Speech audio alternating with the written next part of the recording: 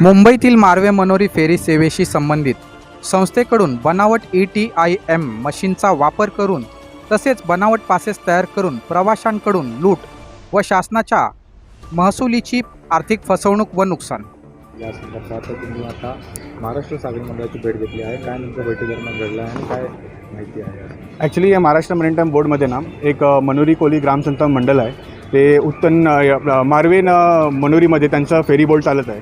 त्या संदर्भात त्यांनी fake ETIM machine, fake passes हे महाराष्ट्र मरीन टाईम बोर्ड या डिपार्टमेंटनीही पकडलेले मशिनी आहेत. या डिपार्टमेंटनी पकडलेले हे पासेस आहेत.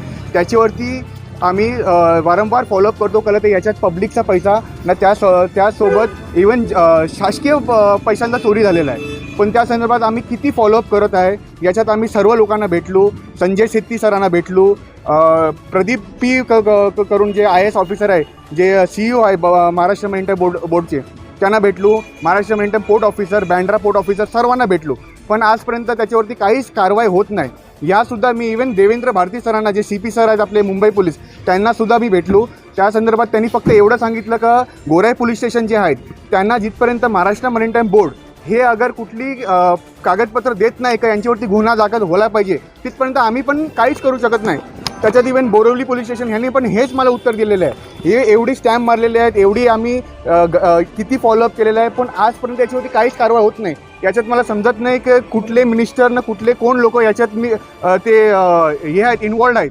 मी फक्त हे विनंती करतो. इवन मी गृह विभागामध्ये CM ऑफिसकडे पण हे सबमिट केलेलं आहे, पण आजपर्यंत याच्यावरती काहीच कारवाई नव्हतं. रिसेंटली अराउंड 150 ते 200 ईमेल आमचे पब्लिकनी एकत्र पाठवल्यात ह्या सर्वांना CC-BC ठेवून का हे आमच्यावरती काहीतरी कारवाई होऊ दे, पण समोरच्या व्यक्तीवरती काहीतरी कारवाई होऊ दे, पण आजपर्यंत त्याच्यावरती काहीच कारवाई होत नाही. ॲक्च्युली हे गेले फेब्रुवारीमध्ये हे सर्व पकडलेले आहेत मशीन न. गेले 12-15 वर्षापासून हे घोटाळा चालत आहे न. त्या संदर्भात आता जे CEO आम्ही प्रत्यक्ष भेटलो त्यांनी पण तेच सांगितलं की एवढे वर्षाचा घोटाळा आहे तर आम्हाला पण टाईम लागतो त्याच्यावरती कारवाई. पण मी बोललो टाईम लागतो, अगर तुम्हाला 10 रुपये पण चोरी कळलं असेल तिथपर्यंत गुन्हा तर दाखल करा न. त्या संदर्भात आम्ही खूप फॉलोअप करतो. एवढी गावकरी लोक कंटाळल्यात पण काही त्याच्यावरती कारवाई होत नाही. याचे पुढे मला वाटते आज नाहीतरी 25-30 जण आलेले आहेत. याचे पुढे मला वाटतं 200 जणांना घेऊन इथे मला आंदोलन करावं लागेल. त्याच्यानंतर याच्यावरती काहीतरी गुन्हा दाखल होणार न. काहीच याच्यावर मेन गोराई पोलीस स्टेशनमध्ये जे अधिकारी आहेत ते पण मला असं वाटते की ते याच्यावरती खूप इन्वॉल्ड आहेत. त्याला गोराई पोलीस स्टेशनमध्ये ते काहीच त्याच्यावरती फॉलोअप घेत नाही न. कुठलं भाना देत बसतात.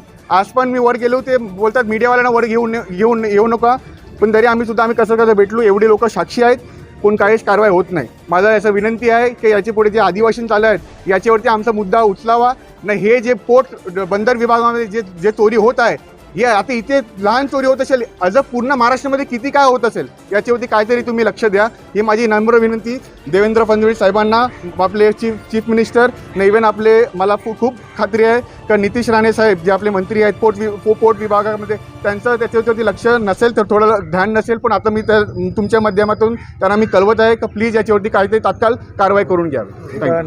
तुम्ही तिकडे राहणार आहेत?